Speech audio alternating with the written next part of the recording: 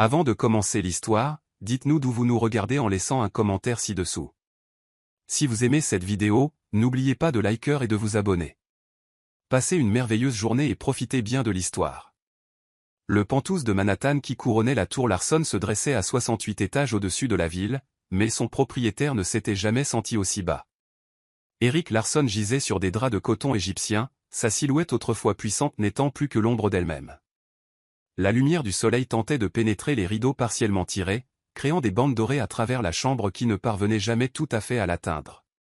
C'était ainsi depuis des mois maintenant, la lumière existait dans le même espace, mais sans jamais le toucher. « Monsieur Larson, vous devez manger quelque chose. » Madame Torres, sa gouvernante depuis 15 ans, posa un plateau à côté de son lit. L'inquiétude dans ses yeux s'était approfondie de jour en jour en le voyant dépérir. Erik tourna son visage vers la fenêtre. À 36 ans, il avait bâti un empire s'étendant sur 3 continents, survécu à des krachs boursiers et à des OPA hostiles, mais il ne pouvait survivre à ce sentiment de vide qui le consumait depuis cet après-midi de février, 6 mois auparavant.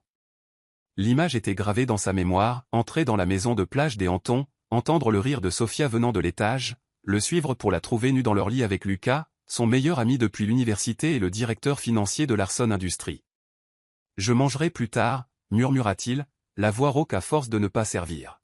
« C'est ce que vous avez dit hier, et le jour d'avant. » Le ton habituellement déférent de Madame Torres avait cédé la place à une autorité maternelle. « La nouvelle spécialiste sera bientôt là. » Erik ferma les yeux. Annulé. Elles sont toutes pareilles. Des tests, des ordonnances, des recommandations. Rien ne fonctionne. Sa voix se brisa sur le dernier mot, trahissant le désespoir qu'il tentait de cacher. Celle-ci est différente, insista Madame Torres en ajustant ses oreillers malgré son soupir irrité. Elle a aidé mon neveu Carlos quand John Hopkins l'a renvoyé chez lui pour mourir, disant que son insuffisance cardiaque était trop avancée. 3 mois plus tard, elle l'a fait danser au mariage de sa sœur. Erik étudia le visage de Madame Torres.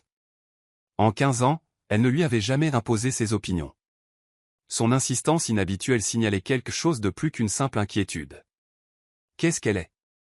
Une sorte de faiseuse de miracles? Son ton était sarcastique, mais l'épuisement en avait émoussé le tranchant. Elle se présente comme une infirmière spécialiste en soins intégratifs. Elle combine la médecine traditionnelle avec d'autres approches. Madame Torres se redressa. Je lui ai déjà fixé un rendez-vous. Elle sera là dans 1 heure. Avant qu'Erik ne puisse objecter davantage, son corps le trahit par une quinte de toux qui le laissa haletant. Les mystérieux symptômes avaient commencé par de la fatigue, puis avaient progressé vers une faiblesse musculaire, des fièvres intermittentes et des douleurs lancinantes dans la poitrine. Chaque test ne montrait rien de concluant. Son cœur était structurellement sain. Poumons, clairs. Analyse de sang, normale. Les meilleurs diagnosticiens du pays étaient perplexes. Certains suggéraient que ces symptômes étaient psychosomatiques, une réaction à un traumatisme émotionnel. Erik les avait immédiatement renvoyés. Lorsque l'ascenseur privé sonna 1 heure plus tard, Erik avait réussi à s'asseoir contre la tête de lit, un plaid en cachemire noir sur les jambes. Sa mâchoire, autrefois nette et impérieuse, était maintenant masquée par une barbe sombre. Il manquait d'énergie pour se raser. Ses origines norvégiennes lui donnaient des épaules naturellement larges et une grande taille, rendant sa fragilité actuelle d'autant plus frappante. Madame Torres entra la première. « Monsieur Larson, voici Lena Marie. » La femme qui la suivait n'était pas ce à quoi Erik s'attendait. N'ayant pas plus de 30 ans, Lena Marie se déplaçait avec une confiance tranquille qui commandait immédiatement l'attention. Elle portait un simple pantalon bleu marine et un chemisier blanc impeccable, ses cheveux naturels encadrant un visage aux pommettes hautes et des yeux qui semblaient tout évaluer. Elle portait une sacoche médicale en cuir qui semblait usée par l'usage plutôt que par le temps. « Vous pouvez nous laisser, Madame Torres. » Erik fixa son regard sur la nouvelle venue. Après que la porte se fut refermée, Lena s'approcha sans la révérence prudente que la plupart des gens montraient en sa présence. « Monsieur Larson, je suis Lena Marie. Avant de commencer, je dois vous dire que je ne suis pas une praticienne conventionnelle. » Sa voix portait des traces d'un accent de la Nouvelle-Orléans, adouci mais non effacé par l'éducation. Erik se surprit à écouter son rythme, malgré son scepticisme. « C'est ce qu'on m'a dit. Vous êtes la faiseuse de miracles de ma gouvernante. » Il fit un geste faible vers une chaise. Finissons en. Lena posa sa sacoche mais ne s'assit pas. Je ne fais pas de miracle, monsieur Larson. Je reconnais simplement que la guérison ne suit pas toujours les chemins conventionnels. Elle se dirigea vers les fenêtres et ouvrit complètement les rideaux, inondant la pièce de la lumière de l'après-midi. Eric grimaça. Que faites-vous? Je crée un environnement propice à la guérison, répondit-elle, imperturbable face à son ton. Votre corps ne peut pas guérir dans l'obscurité. Pendant les 30 minutes qui suivirent, elle mena un examen différent de tout ce qu'Eric avait connu. Au-delà de la prise de ses constantes vitales, elle posa des questions qu'aucun autre médecin n'avait posées, sur ses rêves, ses relations avant Sofia, son enfance en Norvège avant que sa famille ne déménage en Amérique. Ses doigts pressaient des poings sur ses poignets et son cou avec une précision délibérée, son expression ne révélant rien. Eh bien, demanda finalement Eric, l'irritation masquant sa curiosité. Quelle maladie exotique avez-vous découverte que les spécialistes ont manqué? Lena rangea son stéthoscope avant de le regarder droit dans les yeux. Il n'y a rien de physiquement anormal avec vos organes ou vos systèmes, monsieur Larson. Votre corps manifeste ce que votre cœur et votre esprit ne peuvent pas traiter. Le rire d'Eric fut amer. Encore un diagnostic psychosomatique. J'ai renvoyé des médecins pour moins que ça. Ce n'est pas psychosomatique, c'est somato-émotionnel. Le calme de Lena resta inébranlable. La trahison que vous avez subie a activé une réponse traumatique qui perturbe les systèmes de guérison naturelle de votre corps. Les symptômes sont très réels, ils ne viennent simplement pas des causes que vous recherchez. La mâchoire d'Eric se crispa. Donc j'imagine ma propre mort parce que ma femme m'a trompé. Comme c'est pratique pour mon équipe de médecins incompétents. La trahison de votre femme n'a été que le déclencheur, pas la cause. La franchise de Lena était déstabilisante. La racine est plus profonde, plus ancienne. Votre corps envoie des messages que votre esprit conscient refuse d'entendre. Et quel serait ce message? La voix d'Eric était dangereusement calme. C'est ce que nous devrons découvrir ensemble. Elle commença à remballer sa sacoche. Mais je ne peux pas aider quelqu'un qui ne veut pas être aidé. J'apprécie la confiance que Madame Torres a en moi, mais... Une soudaine vague de vertige interrompit le renvoi qu'Eric s'apprêtait à lui signifier. La pièce se mit à tourner violemment, sa vision se réduisant à des points lumineux. Il se sentit tomber sur le côté, son corps affaibli incapable de se redresser. Au lieu de heurter le bord de la table de nuit, il sentit des mains fermes le rattraper, le déposant délicatement contre les oreillers. « Respirez avec moi », ordonna la voix de Lena près de son oreille, sa main pressée contre sa poitrine, établissant un rythme. Inspirez par le nez, 4 temps. Retenez, 7 temps. Expirez par la bouche, 8 ans. Encore. Eric se surprit à suivre ses instructions, le tournoiement s'apaisant progressivement. Lorsque sa vision redevint nette, le visage de Lena était à quelques centimètres du sien, ses yeux révélant une inquiétude sans pitié, une distinction que peu de gens parvenaient à faire en sa présence. Ce n'était pas psychosomatique, murmura-t-il, la voix rauque. Non, acquiesça-t-elle doucement. C'était votre corps qui hurlait ce que votre esprit n'admettra pas. Pendant un instant, ils restèrent figés dans ce tableau, sa main sur sa poitrine, ses yeux dans les siens. Quelque chose d'électrique et d'inattendu passa entre eux, une connexion qui transcendait leur rôle de patient et de guérisseuse. Je vais me raccompagner, dit finalement Lena, brisant le charme en se redressant. Je vous souhaite le meilleur, monsieur Larson. Attendez. Le mot s'échappa avant qu'Eric ne puisse reconsidérer. Combien de temps durerait votre traitement? Lena s'arrêta près de la porte. Cela dépend de vous. Mais je recommanderais une approche intensive, 2 semaines minimum. Et en quoi cela consisterait-il? Un engagement total dans le processus, pas de demi-mesure. Son regard était inébranlable. J'aurais besoin d'un accès illimité, jour et nuit. Votre état peut se dégrader rapidement, comme vous venez de le constater. Eric réfléchit à ces paroles. 6 mois de médecine conventionnelle l'avaient laissé dans un état pire qu'au début. Qu'avait-il à perdre? Mon équipe de sécurité est très stricte concernant les invités qui passent la nuit, dit-il, essayant de retrouver son ancien ton autoritaire malgré sa faiblesse. Alors il nous faudra une couverture. Le ton pratique de Lena démentait la suggestion peu conventionnelle. Quelque chose qui me donne un accès illimité sans soulever de questions. Qu'avez-vous en tête? Demanda Eric, intrigué malgré lui. L'explication la plus simple est généralement la meilleure. présentez-moi comme votre femme. Eric la dévisagea, certain d'avoir mal entendu. Ma femme? C'est la couverture parfaite. Personne ne remet en question la présence constante d'une épouse ou ses conversations privées. Votre personnel s'attendra à ce que nous partagions nos appartements. Le détachement clinique de Lena rendait cette suggestion extravagante tout à fait raisonnable. C'est une fiction thérapeutique, rien de plus. Eric aurait dû la congédier immédiatement.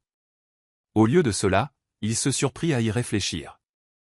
Au-delà des aspects pratiques, quelque chose dans sa confiance tranquille lui donnait envie de faire confiance à son approche, aussi peu conventionnelle soit-elle. 2 semaines, dit-il finalement. Je vous donne 2 semaines pour prouver que vos méthodes fonctionnent. Un soupçon de sourire effleura les lèvres de Lena. Je dois vous avertir, monsieur Larson. Une fois que nous commençons, il n'y a pas de retour en arrière. La guérison n'est pas toujours confortable. Mourir non plus, répliqua-t-il, tendant la main pour sceller leur accord. Lorsque leurs doigts se rencontrèrent, Eric sentit un courant électrique remonter le long de son bras, la première véritable sensation à percer l'engourdissement des 6 derniers mois. La poignée de Lena était ferme, confiante, sa peau douce contre la sienne, ce contact ravivant quelque chose qu'il croyait éteint à jamais. Aucun d'eux n'aurait pu savoir à ce moment-là à quel point cet arrangement clinique les transformerait tous les deux, ni que leur mascarade thérapeutique éveillerait des sentiments plus réels et profonds que tout ce que l'un ou l'autre avait jamais connu. Note, the original text contain chapter 2. This has been corrected to chapter 2 and translated as chapitre 2. The translation continue up to the final line of the provided English text. Lina, curieuse de sa réponse, l'interrogea du regard. Eric y réfléchit en la faisant tournoyer dans un arc gracieux avant de la ramener contre lui. Quelqu'un de plus simple. Quelqu'un qui n'a jamais appris à valoriser la richesse plus que les liens humains. Ses yeux derrière le masque étaient d'une honnêteté surprenante. Quelqu'un digne d'une femme comme toi. La vulnérabilité dans sa voix prit Lina au dépourvu. Tu n'as pas besoin d'être quelqu'un d'autre pour moi, Eric. N'est-ce pas? Sa main se resserra légèrement à sa taille. L'homme que tu as rencontré à Manhattan était brisé d'une manière qui allait bien au-delà de ce que Sophia a fait. Toute ma vie était bâtie autour de l'acquisition, l'argent, le pouvoir, le prestige. Il a fallu que je perde tout ce qui comptait pour voir à quel point cela m'avait vidé. Lina leva la main pour toucher son visage, oubliant momentanément qu'ils étaient entourés d'autres danseurs. L'homme que je vois maintenant est en train de guérir, et pas seulement physiquement. Eric ouvrit la bouche pour répondre mais se figea soudainement, son corps se tendant contre le sien.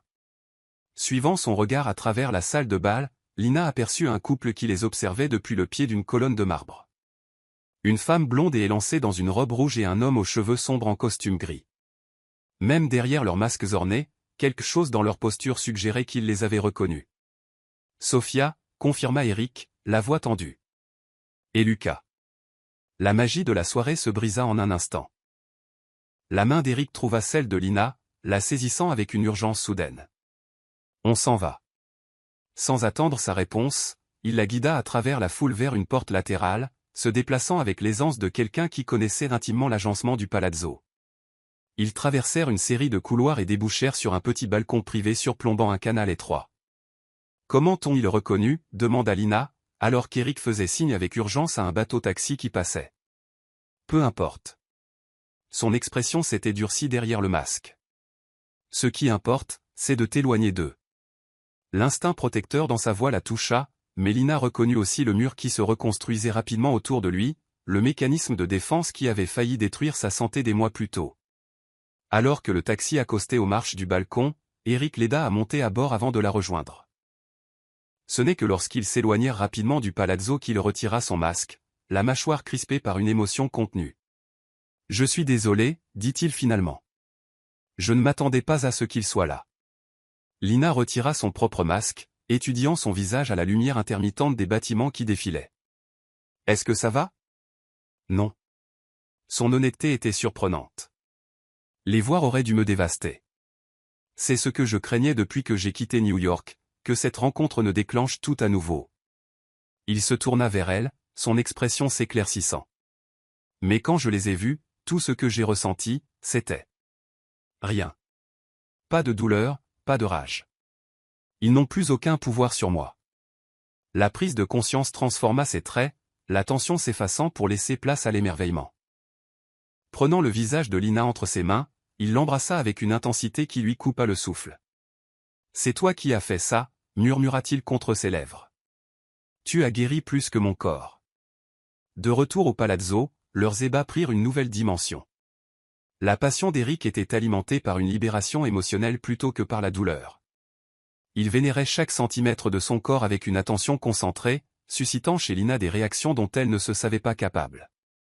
Alors que la lumière de l'aube filtrait à travers d'anciens vitraux vénitiens, projetant des motifs prismatiques sur les draps emmêlés, Lina regarda Eric dormir, son visage paisible, son corps fort contre le sien.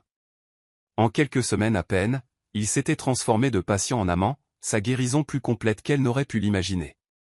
Cette pensée lui apporta à la fois une satisfaction professionnelle et une peur personnelle. Si sa guérison était complète, à quoi servait-elle dans sa vie? Ses sentiments survivraient-ils à leur retour à la réalité, aux vastes différences entre leur monde et leurs origines? Eric s'agita, ses yeux s'ouvrant pour la surprendre en train de le regarder. Sans un mot, il la rapprocha, ses lèvres trouvant les siennes dans un baiser qui promettait plutôt qu'il n'exigeait. Quand ils se séparèrent enfin, son expression était sérieuse malgré leur position intime. « Viens avec moi en Suisse, » dit-il, ses doigts traçant la courbe de son épaule. « Il y a un endroit dans les Alpes où nous pourrons être complètement seuls.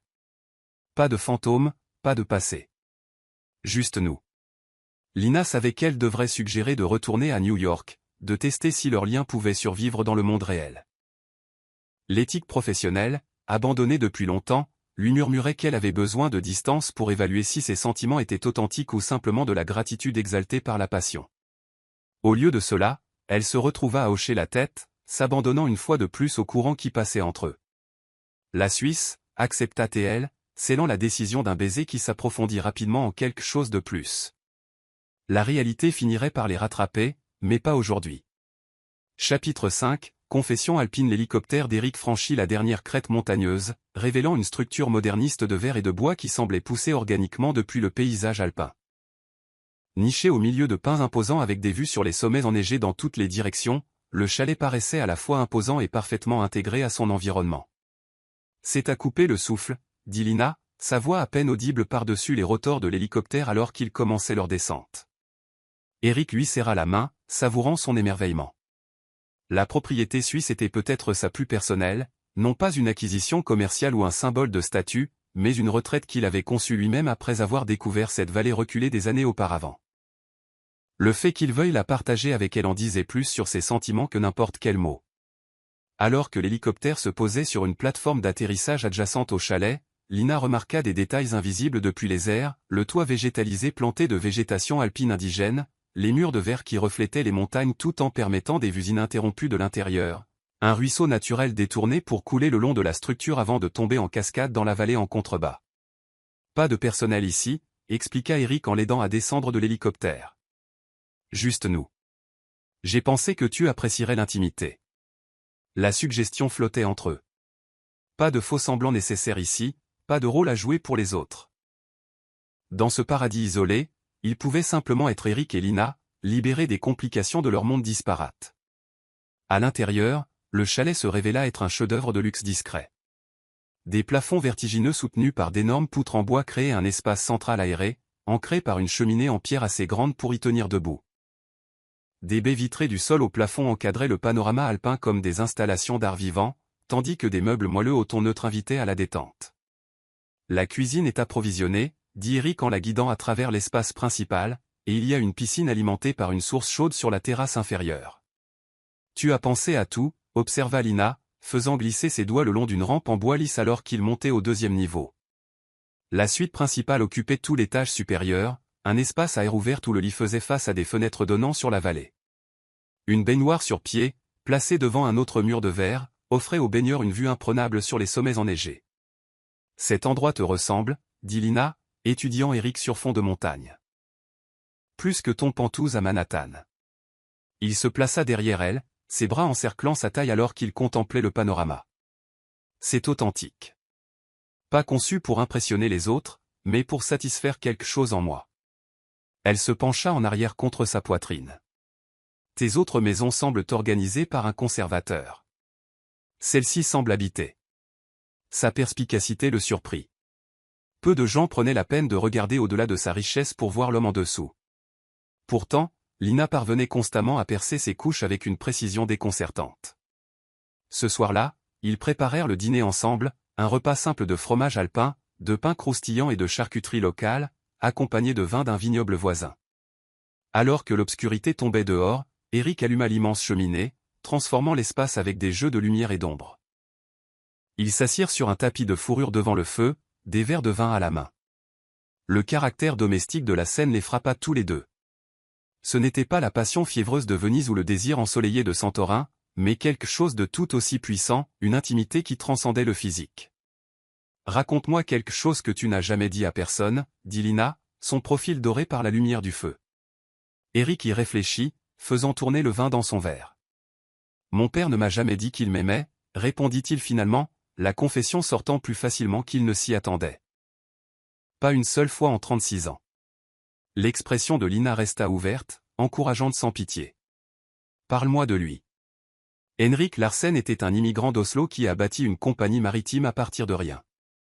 La voix d'Eric prit une tonalité distante. Tout était mesuré en termes de réussite, les notes, le sport, le succès en affaires. Rien n'était jamais assez. Il était autant en compétition avec moi qu'il ne m'élevait. Et ta mère ? Belle, cultivée et complètement intimidée par lui. Eric changea de position, les souvenirs étant clairement inconfortables. Elle a essayé de me protéger de ses critiques quand j'étais jeune, mais a fini par se rendre à sa vision de la bonne éducation. Qui était ? Montrer de l'affection créait de la faiblesse. Son rire n'avait rien d'amusé. Ironique que j'ai fini par lui donner raison, en choisissant une femme qui me voyait comme une ressource plutôt que comme une personne. Lina posa son verre de vin et se rapprocha pour lui prendre la main. Tu n'as rien prouvé du tout. Chercher des liens n'est pas une faiblesse, Eric. C'est le besoin humain le plus fondamental. La lumière du feu jouait sur ses traits, soulignant la compassion dans ses yeux. Eric tendit la main pour tracer la courbe de sa joue, s'émerveillant de la façon dont cette femme, initialement engagée pour ses capacités de guérison, était devenue essentielle pour lui d'une manière qui transcendait le physique. « À ton tour, dit-il doucement. Quelque chose que tu n'as jamais dit à personne. » Le regard de Lina tomba sur leurs doigts entrelacés. J'ai toujours eu peur que guérir les autres soit la seule valeur que j'apporte aux relations. Sa voix se fit plus basse. Que lorsque les gens sont guéris, il n'est plus besoin de moi. La vulnérabilité de son aveu frappa profondément Eric. Voici le cœur de son hésitation avec lui, la peur que ses sentiments découlent de la gratitude plutôt que d'un lien authentique. Lina, dit-il en lui relevant le menton jusqu'à ce que leurs yeux se rencontrent. Ce que je ressens pour toi n'a rien à voir avec ce que tu as fait pour moi, mais tout à voir avec qui tu es. Son expression resta incertaine. Comment peux-tu en être sûr ? Nous nous sommes rencontrés dans des circonstances extraordinaires. Dans le monde réel. Ceci est réel, l'interrompit Eric, désignant l'espace entre eux. Plus réel que tout ce que j'ai connu dans ma vie avant toi. Avant qu'elle ne puisse répondre, il l'embrassa, non pas avec la fin désespérée de leur rencontre précédente, mais avec une tendresse délibérée. Ses mains encadraient son visage comme s'il tenait quelque chose d'infiniment précieux, ses lèvres se mouvant contre les siennes dans une promesse au-delà des mots.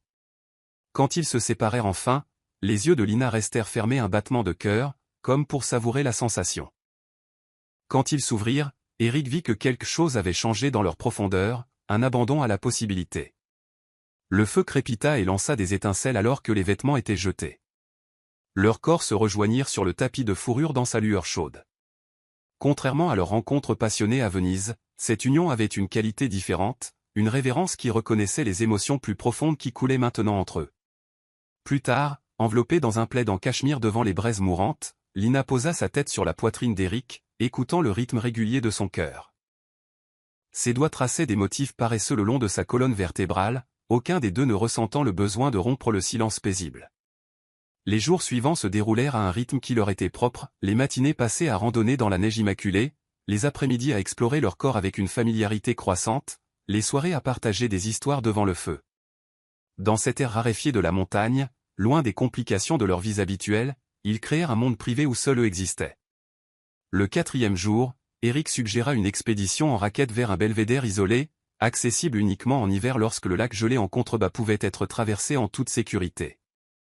Ils partirent après le petit déjeuner, Eric portant un petit sac à dos avec des provisions. Alors qu'il se frayait un chemin à travers les pins chargés de neige, le défi physique confirma la guérison complète d'Eric. Ses foulées puissantes ouvraient la voie dans la poudreuse fraîche, aucune trace ne subsistant de la faiblesse qu'il avait définie lorsque Lina était entrée pour la première fois dans sa vie. Elle suivait ses traces, admirant la force fluide de ses mouvements, l'homme devant elle totalement transformé par rapport au patient aux yeux creux de Manhattan. Après une heure de marche, ils débouchèrent sur un affleurement rocheux qui offrait un panorama à couper le souffle sur la vallée en contrebas. Des pics déchiquetés s'étendaient jusqu'à l'horizon, le soleil d'hiver créant un éclat de diamant sur la neige vierge. « J'ai trouvé cet endroit par accident, » dit Eric, sortant de son sac à dos un thermos de chocolat chaud. « Je me suis perdu en randonnée un été et je suis tombé sur cette vue. J'ai dû construire le chalet après ça. » Lina accepta la tasse fumante qu'il lui offrait, les joues rougies par l'effort et le froid. C'est comme être au sommet du monde. C'est exactement ce que je ressens en ce moment, dit Eric, ses yeux posés sur elle plutôt que sur la vue. Comme si rien ne pouvait nous atteindre ici. La simple déclaration flotta dans l'air cristallin entre eux. Lina ne l'avait jamais vu aussi en paix. L'homme d'affaires motivé et le patient brisé avaient tous deux été remplacés par un homme pleinement présent dans l'instant, bien dans sa peau. Comme s'il lisait dans ses pensées, Eric reprit la parole. « Je ne veux pas repartir, dit-il, les surprenant tous les deux par son honnêteté. On pourrait rester ici. Ou voyager. Voir où cela nous mène, sans les complications qui nous attendent à New York. » La tentation d'accepter était puissante. Ces semaines avec Eric avaient réveillé en Lina quelque chose qu'elle n'avait jamais connu, une connexion qui satisfaisait à la fois le corps, l'esprit et l'âme. Pourtant, elle ne pouvait faire taire la voix pragmatique qui lui rappelait que leur bulle finirait par éclater contre la réalité. Avant qu'elle ne puisse répondre, un bip mécanique interrompit le silence immaculé. Eric fronça les sourcils, sortant un téléphone satellite de son sac à dos. « Je n'ai donné ce numéro qu'à Michael pour les urgences absolues, » expliqua-t-il en s'éloignant pour répondre. Lina observa son expression changer tandis qu'il écoutait, l'amant insouciant remplacé par l'homme d'affaires concentré en l'espace de quelques secondes. Ses réponses étaient brèves, la tension évidente dans la posture de ses épaules. Quand il termina l'appel, son visage s'était durci d'une manière qu'elle n'avait pas vue depuis leur premier jour à Manhattan. « Que s'est-il passé » demanda-t-elle. « Sophia. » Le nom tomba comme un glaçon entre eux. Elle a donné des interviews, affirmant que ma maladie était une invention pour susciter la sympathie pendant notre procédure de divorce. Sa mâchoire se crispa. Et apparemment, il spécule sur l'identité de ma mystérieuse nouvelle épouse. La réalité venait de les rattraper, s'écrasant sur leur paradis alpin avec la force d'une avalanche. Chapitre 6, la trahison de Monaco. L'hélicoptère fendait l'air pur de la montagne, leur voyage de retour à la civilisation étant nettement différent de l'arrivée pleine d'espoir quelques jours plus tôt. Eric parlait rapidement dans son téléphone, orchestrant la gestion de crise avec une précision chirurgicale, tandis que Lina regardait en silence les magnifiques Alpes défiler en contrebas. Leur sanctuaire intime était maintenant violé par la dure intrusion du monde. « Nous n'allons pas fuir », annonça Eric après avoir terminé son appel, sa voix résonnant dans leur casque avec une détermination d'acier. « J'en ai fini de me cacher. Fini de laisser les autres contrôler le récit de ma vie. » Lina étudia son expression déterminée. « Que suggères-tu ? Le Grand Prix de Monaco a lieu ce week-end. Sophia et Lucas y seront certainement. Sa famille ne le manque jamais. » Ses yeux rencontrèrent les siens, une intensité brûlante dans leur profondeur. Confrontons cela de front. Montrons-leur, montrons à tout le monde que je suis complètement rétabli et que je vais de l'avant. La perspective d'entrer délibérément dans le cercle social de Sophia fit monter l'anxiété en Lina. Leur relation s'était épanouie en privé, à l'abri des regards et des comparaisons. Maintenant, Eric voulait les projeter sous les feux de la rampe lors de l'un des événements les plus en vue d'Europe. « Est-ce bien sage ?» demanda-t-elle prudemment. La main d'Eric recouvrit la sienne. « J'ai besoin de les affronter, Lina. Pour me prouver que cette rencontre à Venise n'était pas un hasard, qu'ils n'ont vraiment plus aucun pouvoir sur moi. » Ses doigts se resserrèrent. « Mais je ne veux pas le faire seul. » La vulnérabilité sous sa détermination la décida. « Alors nous le ferons ensemble. » 2 jours plus tard, Lina se tenait devant un miroir dans leur suite de l'hôtel de Paris à Monaco, reconnaissant à peine la femme qui s'y reflétait. La robe qu'Eric avait fait livrer, une création fourreau en cuivre profond qui complimentait parfaitement son teint, la transformait en quelqu'un qui semblait appartenir à son monde de richesse et de privilèges. Eric apparut derrière elle, resplendissant dans un smoking qui soulignait son physique retrouvé. Ses bras encerclèrent sa taille alors qu'il déposait un baiser sur son épaule nue. « Nerveuse ?» demanda-t-il, rencontrant ses yeux dans le miroir. Terrifiée, admit-elle. « Je n'ai jamais assisté à quelque chose comme ça. Et si je te mettais dans l'embarras ?» Eric la fit se tourner pour lui faire face. « Impossible. Sois simplement toi-même. La femme qui m'a ramené à la vie. » Son pouce traça sa lèvre inférieure. « La femme dont je suis en train de tomber amoureux. » Voilà, encore cette déclaration qui la ravissait et l'effrayait à la fois. Cette fois, Lina ne pouvait pas prétendre qu'elle ne l'avait pas entendu. « Eric, tu n'es pas obligé de le dire en retour, » l'interrompit-il doucement. « J'ai juste besoin que tu saches où j'en suis. Ce qu'il y a entre nous n'est pas occasionnel pour moi, Lina. Ça ne l'a jamais été. » Avant qu'elle ne puisse répondre, on frappa à la porte pour annoncer que leur voiture était arrivée. Le moment pour une conversation plus approfondie était passé, alors qu'ils étaient emportés dans le monde scintillant de l'élite monégasque pendant son week-end le plus prestigieux. Le casino de Monte-Carlo resplendissait de lumière, sa façade belle époque servant de toile de fond à un gala exclusif d'avant-course. Célébrités, membres de la royauté et ultra-riches se mêlaient sous des lustres en cristal, l'air parfumé de fragrances coûteuses et d'ambition. Les têtes se tournèrent à l'entrée d'Eric et Lina, des regards curieux les évaluant, lui, le milliardaire notoire que la rumeur disait avoir fait une dépression après la trahison de sa femme, elle, la beauté inconnue à son bras, sujet de spéculation croissante dans les tabloïds. Eric Larson. Un homme aux cheveux argentés s'approcha, une flûte de champagne à la main. Le fils prodigue revient dans la société. Tu nous as manqué lors des négociations de fusion Asie-Pacifique. Tandis qu'Eric faisait les présentations, Lina observa le changement subtil dans son attitude. L'homme privé qu'il avait tenu dans ses bras pendant les nuits alpines portait maintenant son personnage public comme une armure. Elle le reconnut comme une protection plutôt qu'une prétention, mais le contraste était saisissant. Tout au long de la soirée, Eric la garda près de lui, sa main une présence constante au creux de son dos alors qu'il naviguait dans la foule étincelante. Il la présentait simplement comme Lina Marie, la femme qui m'a sauvé la vie, laissant les autres tirer leurs propres conclusions. La stratégie fonctionna brillamment. Plutôt que de paraître scandalisé par leur relation indéfinie, le gratin était captivé par le récit romantique, la guérisseuse mystérieuse qui avait restauré le titan déchu. « Il nous regarde » murmura Eric alors qu'ils dansaient, leur corps se mouvant dans une synchronisation parfaite développée au fil des semaines d'intimité. Troisième colonne en partant de la gauche. Lina n'eut pas besoin de regarder. Elle sentait le regard hostile lui brûler le dos depuis une demi-heure. Sophia et Lucas, je présume. La main d'Eric se resserra légèrement à sa taille. On va leur dire bonjour ? Son cœur s'accéléra, mais Lina maintint son calme. C'est toi qui décides. Avec une nonchalance délibérée, Eric guida leur danse vers la colonne où une femme blonde et élancée dans une robe cramoisie se tenait à côté d'un homme aux cheveux sombres. Même de loin, la beauté de Sophia était évidente, froide et parfaite comme un diamant. Sophia. Eric salua son ex-femme avec un calme remarquable alors que la musique se terminait. Tu as l'air en pleine forme. Les sourcils parfaitement arqués de la blonde se haussèrent légèrement. Eric. Quelle récupération tu as faite. Son regard se déplaça vers Lina, l'évaluation se transformant en mépris en l'espace d'un battement de cœur. Lucas resta silencieux à côté d'elle, son malaise évident dans sa posture rigide. J'ai eu d'excellents soins, répondit Eric, son bras glissant de manière protectrice autour de la taille de Lina. Lina, voici Sophia. Et bien sûr, tu te souviens de Lucas. Votre infirmière, je suppose ? Le sourire de Sophia était glacial, ses traits parfaits arrangés dans un dédain étudié. Comme c'est pratique que votre relation professionnelle ait évolué si rapidement. On pourrait presque suspecter que c'était planifié. Dites-moi, facture-t-elle à l'heure ou aux symptômes ? L'insinuation venimeuse flotta dans l'air comme un poison. La mâchoire d'Eric se crispa, la rage brillant dans ses yeux, mais avant qu'il ne puisse lancer une réplique qui créerait exactement la scène que Sophia désirait, une voix cultivée à l'accent français intervint en douceur. Lina Marie. Ce n'est pas possible. Un homme âgé et élégant dans un smoking impeccablement taillé s'approcha, des cheveux argentés encadrant un visage ridé d'intelligence et d'humour.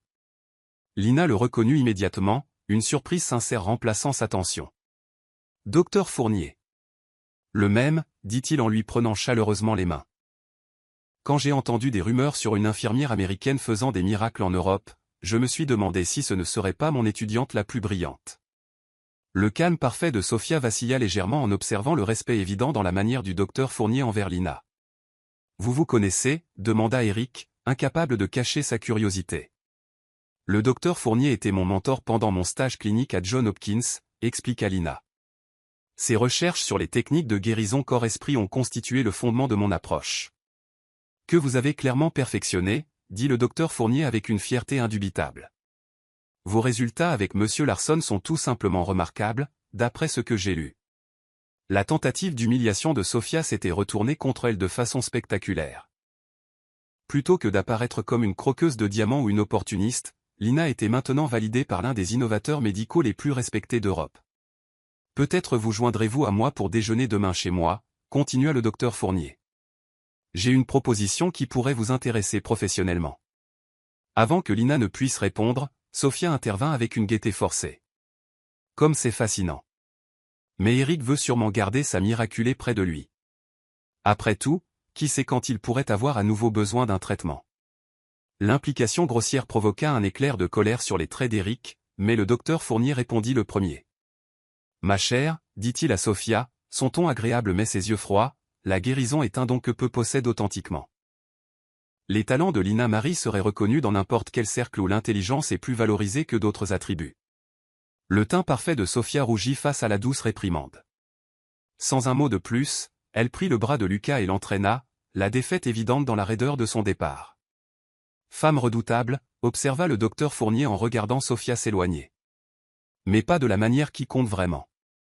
Il se tourna de nouveau vers Lina avec une chaleur sincère. « Mon invitation tient toujours. Déjeuner demain. Ma villa surplombe le circuit de course, une vue parfaite pour l'événement de dimanche. » Lina jeta un coup d'œil à Eric, qui hocha la tête de manière encourageante. « Nous serions ravis, » répondit-elle. La villa du docteur Fournier, à flanc de falaise, s'avéra encore plus spectaculaire que promis, ses jardins en terrasse descendant vers la Méditerranée tout en offrant une vue imprenable sur le célèbre circuit urbain de Monaco. Autour d'un déjeuner exquis servi sur une terrasse ensoleillée, le docteur Fournier expliqua le but de son invitation, une offre qui aurait semblé miraculeuse quelques mois auparavant. « Je suis en train de créer un centre de guérison intégrative à Monte-Carlo, » expliqua-t-il en servant à Lina un verre de rosé local. « Il combinera la médecine conventionnelle avec des pratiques de guérison traditionnelles du monde entier. » Exactement ce que Lina a toujours imaginé, commenta Eric, observant son visage s'illuminer d'intérêt. « C'est précisément pourquoi je veux qu'elle dirige notre division de guérison corps-esprit, » continua le docteur Fournier. « Les techniques de votre grand-mère, combinées à vos qualifications d'infirmière et à votre don évident. C'est exactement ce dont nous avons besoin. » Lina posa son verre, stupéfaite par l'ampleur de l'opportunité. « Vous voulez que je déménage à Monaco ? » Avec un budget de recherche et un personnel approprié, confirma le docteur Fournier. « Liberté totale pour développer vos méthodologies. Nous commençons la construction le mois prochain, avec une ouverture d'ici la fin de l'année. » C'était tout ce dont elle avait toujours rêvé professionnellement, la validation de son approche non conventionnelle, une plateforme pour aider d'innombrables patients, des ressources bien au-delà de tout ce qu'elle pouvait obtenir dans sa clinique communautaire. « C'est une opportunité incroyable, » dit-elle prudemment, très consciente de la présence d'Eric à ses côtés. « Puis-je avoir un peu de temps pour y réfléchir ? » Bien sûr, sourit le docteur Fournier. Prenez le week-end. Nous pourrons discuter des détails après que vous ayez eu le temps de penser. Alors que leur voiture redescendait la route côtière vers Monte-Carlo, Eric resta inhabituellement silencieux. La Méditerranée scintillait en contrebas, le paysage était à couper le souffle, mais une tension s'était installée entre eux. « Tu devrais accepter, » dit finalement Eric, rompant le silence.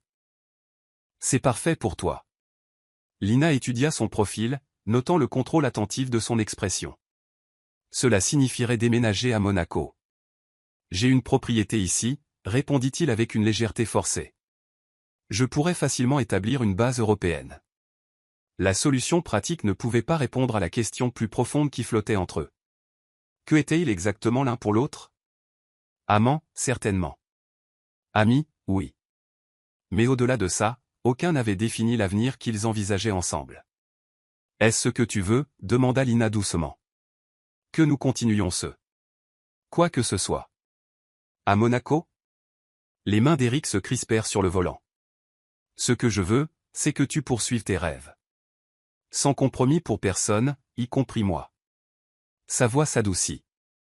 J'ai vu ce qui se passe quand quelqu'un abandonne son but pour une relation, Lina. Cela engendre du ressentiment, à la longue. Sa générosité ne faisait que compliquer davantage ses sentiments. Avant d'arriver à Monaco, elle avait commencé à imaginer un avenir avec Éric, malgré leurs différences. Maintenant, l'opportunité professionnelle d'une vie s'était matérialisée, mais l'accepter changerait fondamentalement ce qui grandissait entre eux. Cette nuit-là, leurs ébats avaient un côté désespéré, comme s'ils sentaient tous deux un précipice approcher mais ne trouvaient pas les mots pour le naviguer. Le toucher d'Éric était possessif mais respectueux, mémorisant son corps comme si c'était peut-être la dernière fois. Lina répondit à son intensité, les poussant tous les deux vers un abandon qui les laissa tremblants et essoufflés dans l'obscurité.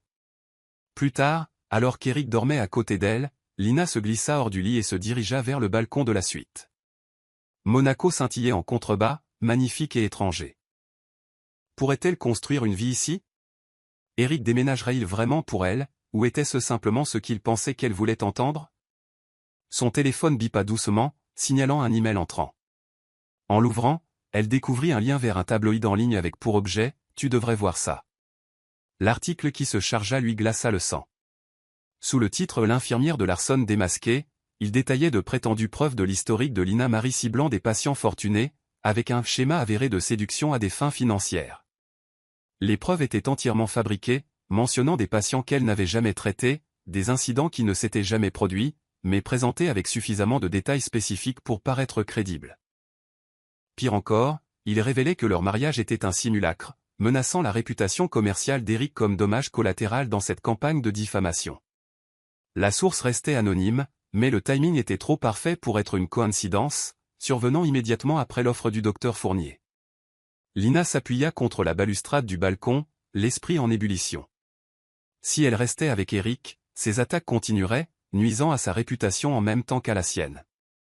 Si elle acceptait l'offre du docteur Fournier, sa crédibilité professionnelle serait minée avant même qu'elle ne commence. Le choix se cristallisa avec une clarté dévastatrice. Il n'y avait qu'une seule façon de protéger à la fois Éric et son avenir professionnel.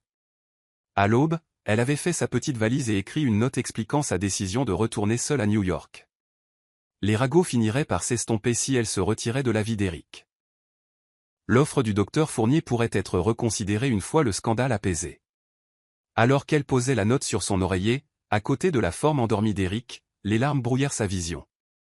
Le temps passé ensemble les avait transformés tous les deux. Son corps guéri, son cœur éveillé.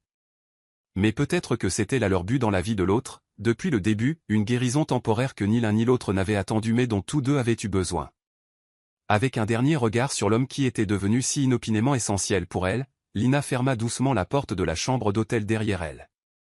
Chapitre 7, refuge à la Nouvelle-Orléans. Éric se réveilla en cherchant la chaleur de Lina, ses mains ne trouvant que des draps froids et une note pliée sur son oreiller. Au moment où il lut son écriture soignée expliquant son départ, quelque chose se brisa en lui. Une douleur différente de la trahison de Sophia, mais tout aussi dévastatrice.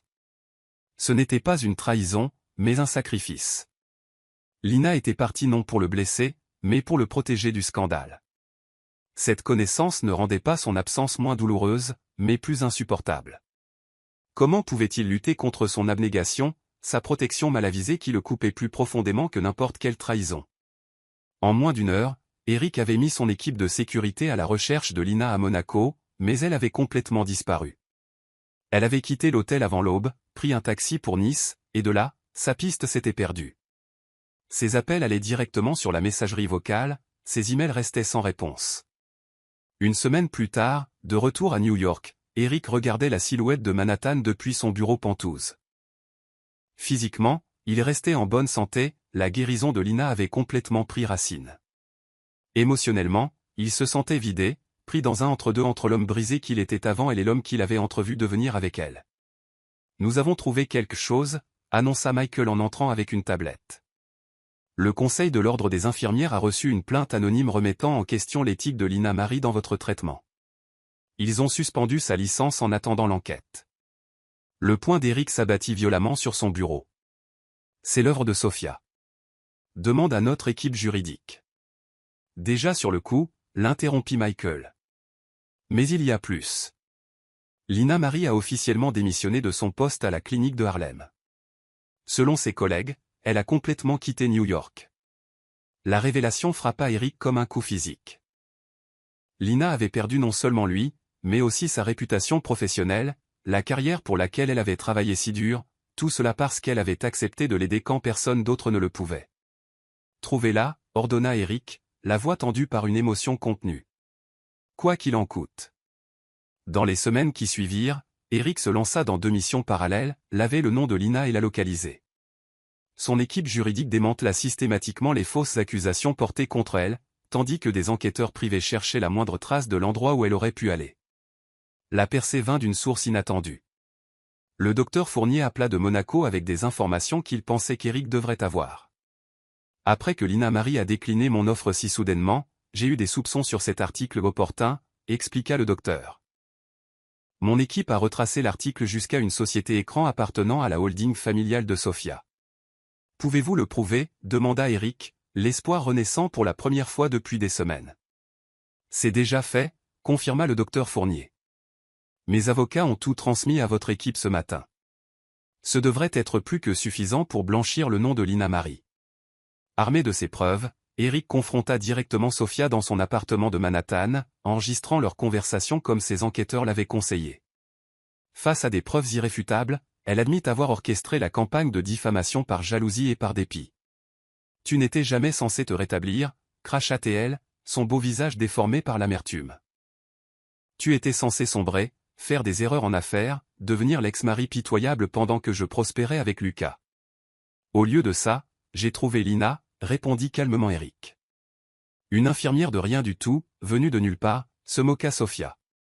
Que pouvait-elle bien offrir à quelqu'un comme toi? Eric étudia la femme qu'il avait cru aimer un jour, ne voyant qu'une étrangère. Tout ce qui compte, répondit-il simplement. Tout ce que tu n'as jamais compris à mon sujet. Avec l'enregistrement en sa possession, l'équipe juridique d'Eric lava rapidement la réputation professionnelle de Lina.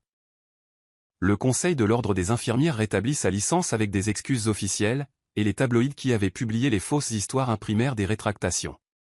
Pourtant, Lina elle-même restait insaisissable, jusqu'à ce qu'une ancienne collègue de la clinique de Harlem fournisse enfin la pièce manquante. Elle était retournée à la Nouvelle-Orléans, dans la maison de sa grand-mère, dans le quartier historique de Tremé.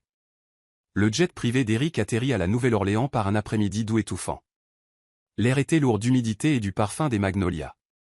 Il avait fait des recherches approfondies sur l'adresse, mais n'était toujours pas préparé à la modeste maison de type shotgun dans une rue étroite bordée de maisons similaires, leur bois patiné peint de pastel délavé. De petits porches étaient ornés de plantes en pot et de fauteuils à bascule. La maison de la grand-mère de Lina se distinguait seulement par la profusion d'herbes poussant dans des contenants le long des marches et la petite enseigne peinte à la main près de la porte, Mama Celeste Selling Herb, appointement only. Eric hésita sur le trottoir, soudainement incertain. Son costume en lin sur mesure et ses chaussures de créateur le marquaient comme un étranger dans ce quartier soudé où les enfants jouaient sur les perrons et les résidents âgés observaient le monde depuis leur balançoire. Lina voudrait-elle seulement le voir, ou avait-elle vraiment eu l'intention de rompre définitivement? Avant qu'il ne puisse se décider, la porte d'entrée s'ouvrit et une femme âgée avec les mêmes yeux bruns et chaleureux que Lina apparut. Ses cheveux striés d'argent étaient enroulés dans un foulard coloré, sa robe simple mais digne. « Vous comptez rester planté là toute la journée, M. Larson ?» lança-t-elle, sa voix portant la même cadence de la Nouvelle-Orléans que celle de Lina, mais approfondie par l'âge et peut-être la sagesse. Surpris, Eric s'approcha des marches. « Vous savez qui je suis. » « Ma petite fille ne gaspille pas son cœur pour n'importe qui, » répondit Mama Céleste, l'étudiant avec une perspicacité pénétrante. « Je me doutais bien que vous finiriez par vous montrer. » Elle s'écarta, lui faisant signe d'entrer. « Elle n'est pas là en ce moment. Elle travaille à la clinique communautaire sur Claiborne. » L'intérieur était modeste mais impeccablement entretenu, rempli d'un mélange éclectique de meubles anciens et de nécessités modernes. Ce qui attira cependant l'attention d'Eric, c'étaient les plantes, des dizaines de variétés poussant dans chaque espace disponible, remplissant l'air de parfums herbacés. C'est ici que Lina a appris ses méthodes de guérison, réalisa-t-il à voix haute. Certaines d'entre elles, confirma Mama Céleste, lui indiquant de s'asseoir à une petite table de cuisine pendant qu'elle versait 2 verres d'un liquide ambré qui s'avéra être du thé glacé. Le reste, elle l'a appris dans ses écoles chics pour lesquelles elle a travaillé si dur. Eric accepta le thé avec gratitude, le verre froid un soulagement contre la chaleur de la journée. Vous a-t-elle parlé de moi? De nous? Assez. Le regard de la vieille femme était direct mais pas méchant. Elle a dit que vous aviez besoin de guérir et que vous l'aviez trouvé. Elle a dit qu'elle avait enfreint ses propres règles et que son cœur s'en était mêlé. Elle a dit que partir était la seule façon de vous protéger tous les deux. Elle s'est trompée sur ce dernier point, dit doucement Eric. Mama Céleste sirota son thé, le considérant. Peut-être bien. Mais Malina a passé toute sa vie à guérir les autres. Elle n'a jamais appris à laisser quelqu'un la guérir. Cette perspicacité résonna profondément. Eric avait été si concentré sur ce que Lina avait fait pour lui qu'il avait négligé ce dont elle-même pourrait avoir besoin. « Où puis-je trouver cette clinique » demanda-t-il. Mama Céleste lui donna les indications, mais ajouta « Elle est différente ici. Ce sont ses racines, ses fondations. Si vous vous attendez à la femme qui s'intégrait dans votre monde de richesse et de privilèges, vous pourriez être surpris. » La clinique communautaire occupait une ancienne devanture de magasin à la peinture écaillée et avec un climatiseur de fenêtre qui tournait à plein régime contre la chaleur de la Louisiane. À l'intérieur, la salle d'attente était bondée de patients de tous âges, principalement des familles noires et latinos du quartier environnant. À travers une porte ouverte, Eric aperçut Lina avant qu'elle ne le voie. Elle portait une simple blouse, les cheveux attachés en arrière, se déplaçant avec une efficacité tranquille entre les salles d'examen. Aucune trace ne restait de la femme élégante qui avait fait tourner les têtes dans le casino de Monaco. Pourtant, en la regardant ici, dans son élément, elle ne lui avait jamais paru plus belle. Quand elle sortit d'une salle d'examen avec un dossier à la main, elle se figea en le voyant, son calme professionnel brièvement brisé. « Eric » murmura-t-elle. Autour d'eux, la clinique animée continuait son rythme, mais pour Eric, le monde se rétrécit à la femme devant lui, l'espace entrechargé d'émotions inexprimées. « Votre grand-mère a dit que je vous trouverais ici », expliqua-t-il, très conscient des regards curieux du personnel et des patients. Lina se reprit rapidement, son masque professionnel se remettant en place. « J'ai des patients qui attendent. On ne peut pas faire ça maintenant. »« Quand » pressa doucement Eric.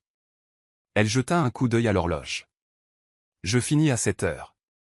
Retrouve-moi au cimetière Saint-Louis numéro 1, près de l'entrée. » Les heures jusqu'à 7 heures s'étirèrent à l'infini.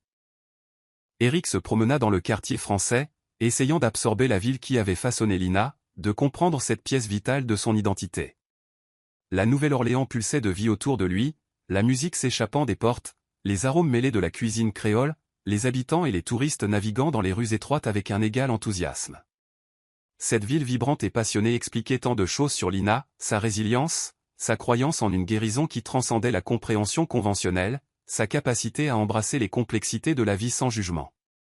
Le cimetière, quand il arriva, offrait un contraste saisissant, une cité des morts, avec ses tombes et mausolées hors sol s'étendant en rangées ordonnées. Lina attendait déjà, ayant troqué sa blouse pour une simple robe d'été, ses cheveux naturels lâchés sur ses épaules.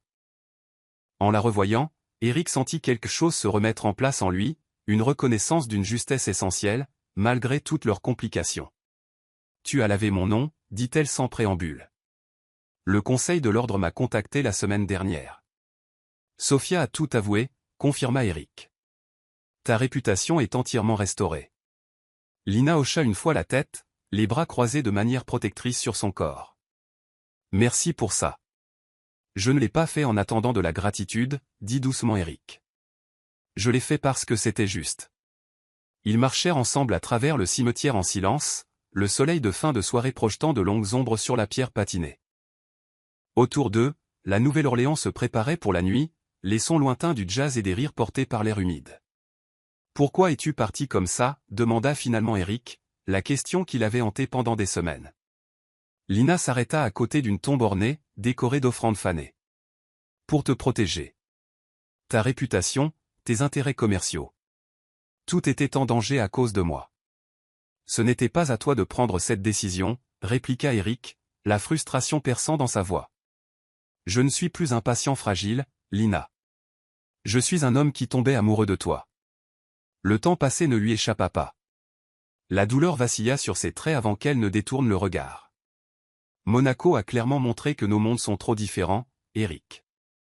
Je n'ai jamais eu ma place dans cette vie. Et je n'ai pas ma place ici, reconnut-il en désignant la ville autour d'eux.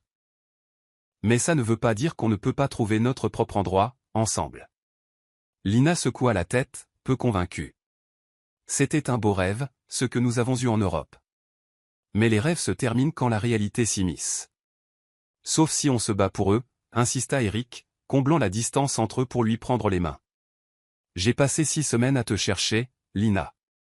Pas parce que j'ai encore besoin de guérir, mais parce que j'ai besoin de toi. L'honnêteté brute dans sa voix brisa ses défenses prudentes. Des larmes montèrent à ses yeux alors qu'elle s'autorisait enfin à croiser pleinement son regard. Tu m'as manqué, murmura-t-elle, la simple admission lui coûtant visiblement. Chaque jour. La confession flotta entre eux, fragile et précieuse. Avant qu'Eric ne puisse répondre, son téléphone vibra avec une alerte urgente, la première notification qu'il n'avait pas mise en sourdine depuis son arrivée à la Nouvelle-Orléans. Ignore-la, dit-il, se concentrant entièrement sur Lina. Elle secoua la tête, pragmatique comme toujours. Ça pourrait être important.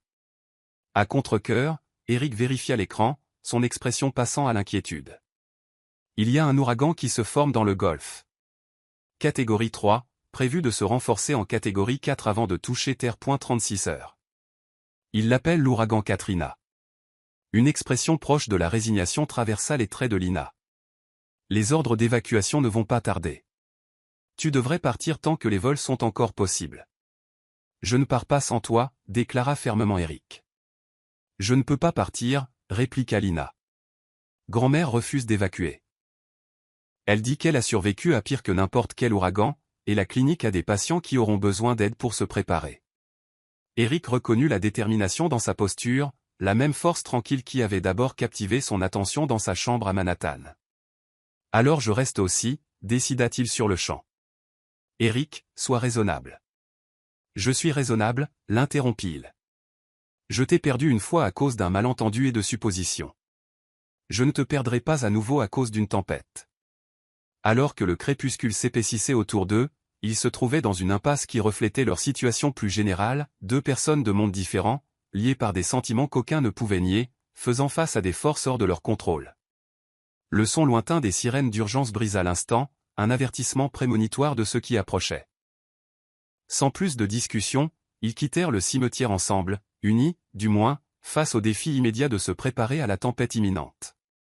Aucun d'eux n'aurait pu imaginer comment l'ouragan transformerait non seulement la ville autour d'eux, mais les fondations mêmes de leur relation. À l'approche de l'ouragan Katrina sur la Nouvelle-Orléans, la ville se métamorphosa. Le trafic de l'évacuation congestionnait les autoroutes, tandis que ceux qui restaient sécurisaient leurs maisons avec une efficacité routinière.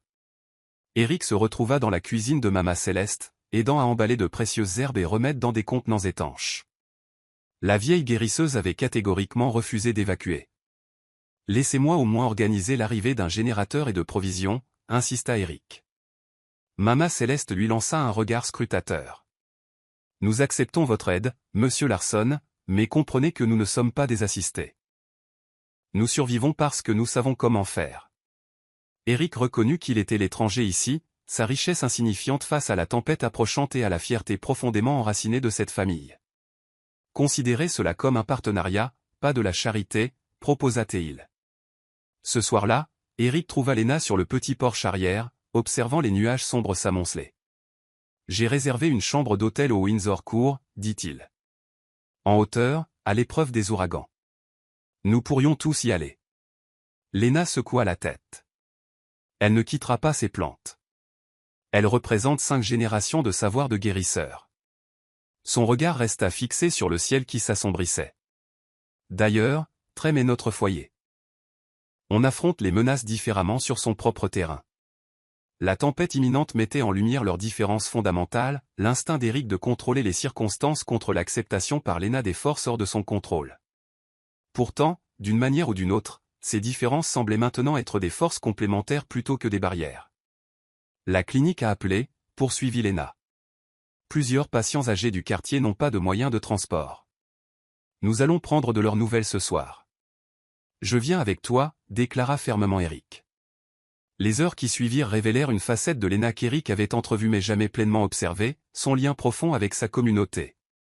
Maison après maison, des résidents âgés l'accueillaient avec une affection familière, tandis qu'Eric se retrouvait à barricader des fenêtres et à déplacer des meubles en hauteur. À leur dernier arrêt, la maison de Miss Evelyn, une ancienne institutrice de 83 ans qui refusait d'évacuer, Eric surprit une conversation. « Votre jeune homme travaille dur, ma petite, dit Evelyn à Lena. Différent de ce docteur que vous ameniez avant. Eric est compliqué, répondit doucement Lena. Il n'y a rien de compliqué dans la façon dont il te regarde, mon enfant. Ça, c'est un homme qui sait ce qu'il veut. En revenant à travers des rues presque désertes, Eric demanda finalement, qui était le docteur dont elle parlait? Nathan, mon ex-fiancé, répondit Lena, son ton décourageant toute autre question. Il faisait un stage de médecine rurale ici. C'est là que nous nous sommes rencontrés. À minuit, les bandes extérieures de la tempête atteignirent la Nouvelle-Orléans. À l'intérieur de la maison de Mama Céleste, ils avaient déplacé les objets de valeur sur les étagères supérieures et préparé une salle de bain intérieure comme abri d'urgence. Eric prit le premier quart de veille pendant que Lena et sa grand-mère se reposaient. Il se tenait à la fenêtre, regardant les palmiers se plier à des angles impossibles sous le vent qui forçait. Impressionnant, n'est-ce pas? La voix de Mama Céleste le surprit alors qu'elle le rejoignait à la fenêtre. Terrifiant, corrigea honnêtement Eric. Elle gloussa. La nature nous rappelle parfois notre juste place. Même les hommes puissants ont besoin qu'on le leur rappelle. Eric se tourna pour lui faire face directement. Vous ne m'approuvez pas pour votre petite fille. Je n'ai pas dit ça, dit Mama Céleste en s'installant dans un fauteuil. Je me demande juste si vous comprenez ce que signifie vraiment aimer Lena. Cette franchise le prit au dépourvu. Il n'avait pas parlé d'amour depuis sa confession à Monaco. Ma petite fille guérit les autres parce qu'elle comprend la brisure de l'intérieur, continua-t-elle. Elle a perdu ses parents jeunes, m'a regardé lutter pour maintenir nos traditions alors que le monde les qualifiait de superstition. Elle s'est acharnée à l'école d'infirmière, cumulant 3 emplois parce qu'elle voulait combiner nos méthodes avec la médecine moderne. La fierté colorait sa voix. Puis ce docteur est arrivé. Il lui a fait croire qu'elle devait choisir, que son héritage était quelque chose à surmonter, pas à embrasser. C'est pour ça qu'elle l'a quitté, réalisa Eric. Il voulait qu'elle soit autre chose qu'elle-même. Plus petite, plus conventionnelle. Les yeux de Mama Céleste se plissèrent. Que voulez-vous qu'elle soit, monsieur Larson? Rien d'autre que ce qu'elle est, répondit Eric sans hésitation. C'est ce qu'elle est qui m'a sauvé. Pas seulement physiquement, mais de toutes les manières qui comptent. Un fracas énorme les interrompit. Dans la chambre de Lena, une grosse branche de chêne avait défoncé la fenêtre.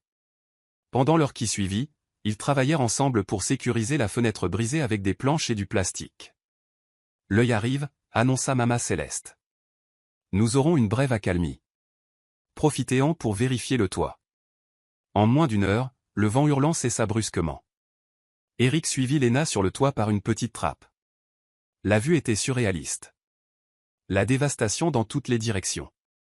Pourtant, au-dessus, un cercle parfait de ciel plus calme laissait voir les étoiles. Alors qu'il finissait de fixer des bardeaux détachés, Eric attrapa le bras de Lena. Quand tout ça sera fini, nous devons parler de nous. Vraiment parler, sans supposition ni peur. Eric, je t'aime, l'interrompit-il. La déclaration, simple mais profonde. Pas parce que tu m'as guéri, mais pour ce que tu es. La guérisseuse, la petite fille, l'infirmière communautaire, la femme passionnée que j'ai tenue dans mes bras. Toi tout entière, pas seulement les parties qui s'intègrent commodément dans mon monde.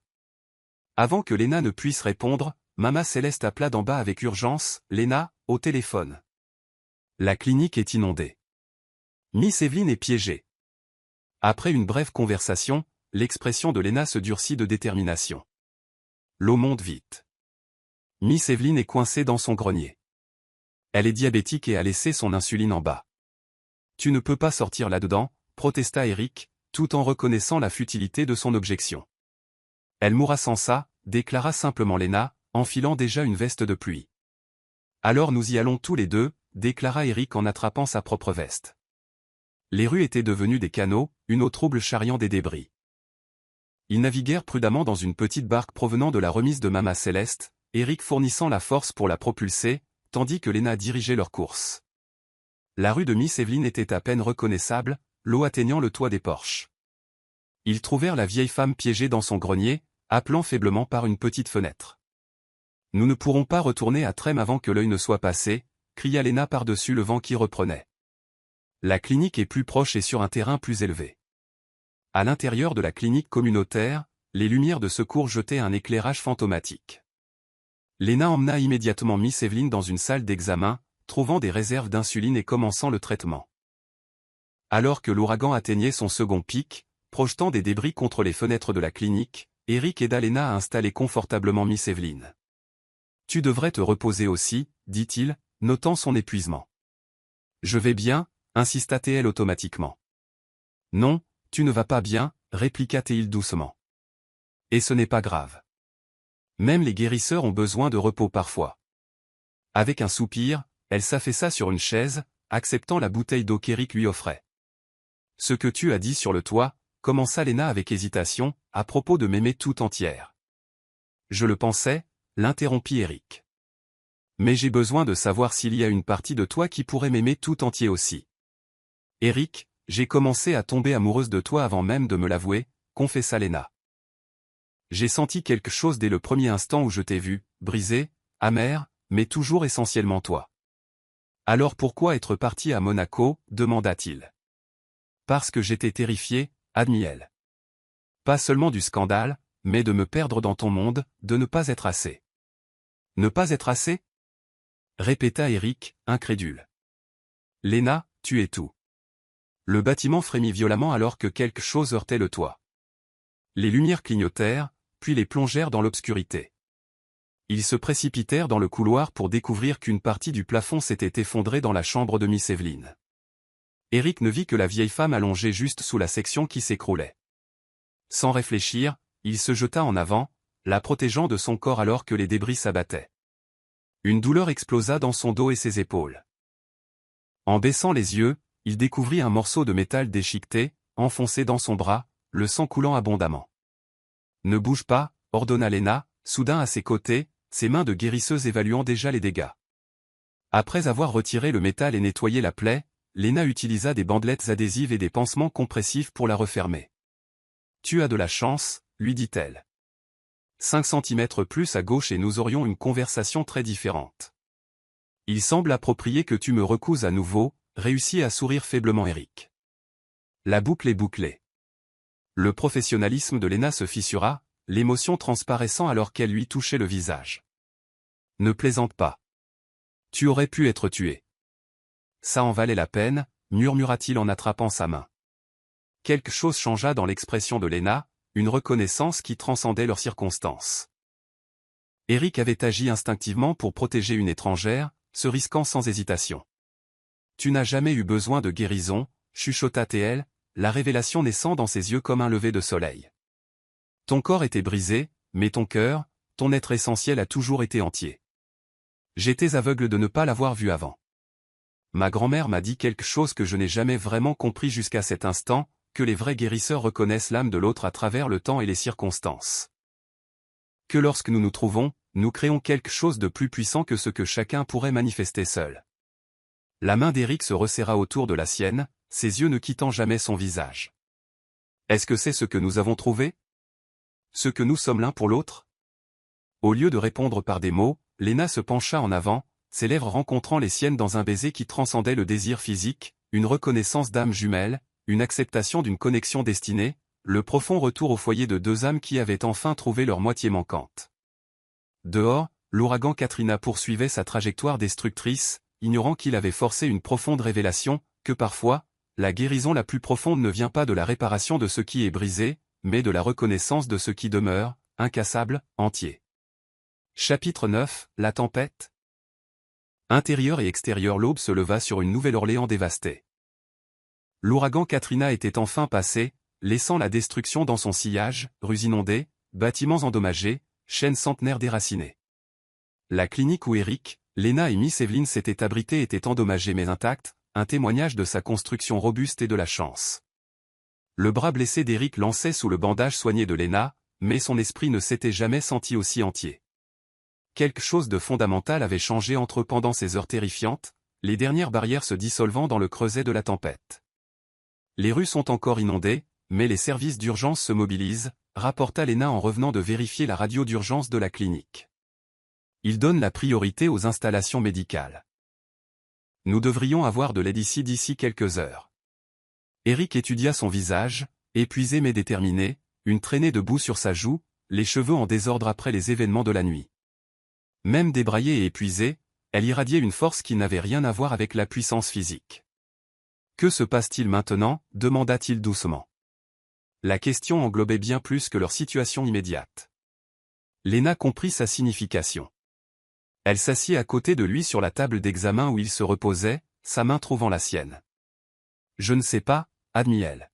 « Mais je suis fatigué de fuir ça, de nous fuir. » Dehors, les premiers sons lointains des hélicoptères de sauvetage devinrent audibles par-dessus le goutte-à-goutte de l'eau de crue qui se retirait. Le monde extérieur s'immisçait à nouveau. « Ta grand-mère doit être inquiète », réalisa soudain Eric. Lena hocha la tête. Le téléphone satellite est mort, mais elle a survécu à des tempêtes pires. Elle ira bien jusqu'à ce que nous puissions revenir. Leur spéculation inquiète se révéla inutile. En milieu de matinée, un bateau de sauvetage de la garde nationale arriva à la clinique avec un passager inattendu, Mama Céleste elle-même, l'air remarquablement calme malgré les circonstances. « Je me doutais que vous finiriez ici, tous les deux, » dit-elle en guise de salutation, descendant prudemment du bateau avec l'aide d'un garde. « J'ai apporté des vêtements propres et de vrais bandages. » Elle examina la blessure d'Eric avec un œil professionnel. « Pas mal de travail, compte tenu des conditions. » Lena serra sa grand-mère dans ses bras avec un soulagement visible. « Comment nous as-tu trouvés ? Mon enfant, j'ai vécu plus d'ouragans que tu n'as eu d'anniversaire. Je connais toutes les routes d'évacuation et les procédures de sauvetage. » Elle tapota affectueusement la joue de Lena avant de tourner des yeux sérieux vers Eric. « Comment va ce bras ? » « Je survivrai, » répondit-il avec un léger sourire. « Votre petite fille a des mains habiles, entre autres qualités. » En effet, observa sèchement Mama Céleste, son regard entendu se déplaçant entre eux. La clinique devint rapidement un centre communautaire improvisé alors que les efforts de reconstruction commençaient. Eric se retrouva à travailler aux côtés de bénévoles locaux, distribuant des fournitures et aidant à coordonner les communications avec son téléphone satellite, une fois que Mama Céleste eut sorti la batterie de rechange qu'elle avait pensé à apporter. Dans l'après-midi, alors que Miss Evelyn et d'autres patients âgés étaient évacués vers des installations médicales appropriées, Lena trouva Eric sur le porche endommagé par l'eau de la clinique, utilisant ses relations d'affaires pour organiser des générateurs d'urgence pour les stations de refroidissement du quartier. « Tu es doué pour ça », observa-t-elle en lui tendant une bouteille d'eau. « Pourquoi ? Demander des faveurs ? Aider sans prendre le dessus, clarifia-t-elle. Avoir ce qui est nécessaire et à le fournir sans que les gens se sentent comme des assistés. Eric n'avait jamais considéré ses actions sous cet angle. Je fais juste ce qui doit être fait. Exactement, sourit Lena, cette simple expression illuminant son visage fatigué. C'est ce que nous avons fait depuis le début, n'est-ce pas ? Ce qui devait être fait. Tu avais besoin de guérison, j'avais besoin de guérir. Maintenant, la Nouvelle-Orléans a besoin de nos deux forces. Cette simple intuition cristallisa quelque chose qu'Eric ressentait depuis l'œil de l'ouragan, que leur monde apparemment différent pourrait se compléter plutôt que s'opposer. Je pensais, dit-il, sa voix prenant la qualité résonante qu'elle n'avait que lorsqu'il parlait de ses convictions les plus profondes, à nous. À créer quelque chose qu'aucun de nous ne pourrait construire seul. Ses yeux avaient une telle intensité que Lena en eut le souffle coupé. Avant qu'il ne puisse poursuivre cette conversation cruciale, un organisateur communautaire l'appela d'urgence pour l'aider à distribuer des médicaments. L'instant resta suspendu entre eux, scintillant de possibilités, alors que les besoins immédiats exigeaient une fois de plus qu'ils reportent l'avenir qu'ils sentaient tous deux les attendre. Ce soir-là, en rentrant à la maison miraculeusement intacte de Mama Céleste, à l'exception de la fenêtre barricadée et de quelques dégâts des eaux, Eric ressentit quelque chose qu'il avait rarement éprouvé, un épuisement jusqu'à l'os couplé à une profonde satisfaction. Ce n'était pas l'accomplissement intellectuel de la conclusion d'une affaire, mais quelque chose de plus fondamental, avoir contribué à quelque chose d'essentiel de ses propres mains et de son propre cœur. Après avoir pris une douche pour se débarrasser de la crasse de l'ouragan dans la salle de bain ancienne mais fonctionnelle de Mama Céleste, Eric trouva Lena sur la balancelle du porche arrière, contemplant les étoiles désormais visibles à travers les nuages qui se dispersaient. Elle avait mis des vêtements propres, ses cheveux encore humides, paraissant plus jeune sous la lumière du porche. « Grand-mère est allée se coucher », dit-elle alors qu'il la rejoignait sur la balancelle. « Elle m'a dit de te dire qu'il y a du gombo sur le feu si tu as faim. » Plus tard, répondit Eric en s'installant à côté d'elle. Leurs épaules se touchaient, un contact simple qui semblait plus intime que leur rencontre passionnée en Europe. Ils restèrent assis dans un silence complice, le quartier autour d'eux étrangement calme, à l'exception du ronronnement occasionnel des générateurs et des sirènes d'urgence lointaines. Une tempête était passée, mais ses séquelles persisteraient pendant des semaines, reconstruire, restaurer, guérir. « Je dois te dire quelque chose, dit finalement Lena, sa voix douce dans l'air humide de la nuit, avant que nous parlions de la suite. Eric attendit, sentant son besoin de trouver ses propres mots. Quand j'ai quitté Monaco, je pensais que je te protégeais. Mais je me protégeais aussi moi-même. Ses doigts se tordirent sur ses genoux. J'avais peur de l'intensité de mon besoin de toi. Pas de ta richesse ou de ta position, mais de toi. Cela me terrifiait plus que n'importe quel scandale. L'aveu lui coûta clairement, à elle qui avait toujours été la guérisseuse plutôt que la personne vulnérable. Et maintenant ? L'incita doucement Eric. Maintenant, j'ai toujours peur, admit-elle. Mais j'ai plus peur de ne pas essayer, de me demander ce qui aurait pu être. Ses yeux rencontrèrent directement les siens. Je t'aime, Eric. Pas le patient que j'ai guéri, mais l'homme que j'ai appris à connaître. Complexe, parfois difficile, mais fondamentalement bon. Les mots qu'il désirait entendre depuis Monaco l'inondèrent comme un baume. Eric prit sa main, la portant à ses lèvres dans un geste qui transmettait une révérence au-delà du désir physique. « J'ai pensé à ta clinique à Harlem, dit-il, les mots soigneusement choisis, à ce que tu essayais de créer là-bas. Intégrer la guérison traditionnelle à la médecine moderne, servir les gens qui passent entre les mailles du filet. » Lena le regarda avec curiosité, ne sachant pas où il voulait en venir. « Et si nous construisions quelque chose de similaire ici ?» continua Eric. « Pas le centre de guérison de luxe du docteur Fournier pour les riches, mais quelque chose qui honore les traditions de ta grand-mère tout en fournissant de vrais services médicaux à cette communauté. » L'expression de Lena passa de la confusion à une compréhension naissante. « Tu veux financer une clinique à Trême ? Je veux m'associer à toi pour créer ce que tu as toujours imaginé, corrigea Eric. Tes connaissances et ton expertise, mes ressources et mon sens des affaires.